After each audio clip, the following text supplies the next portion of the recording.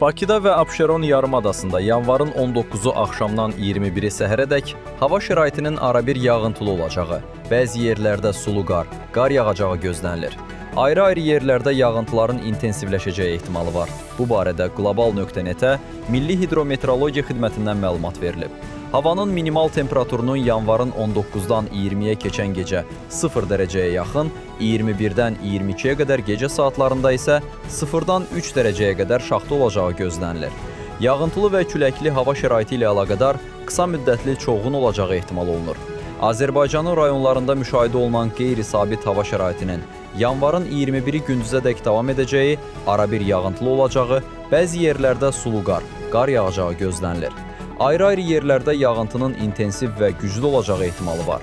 Havanın minimal temperaturunun dağətəyi rayonlarda 6 dərəcəyədək şaxta, dağlıq rayonlarda 7-12 dərəcə, yüksək dağlıq ərazilərdə isə 18-23 dərəcə şaxta olacağı gözlənilir.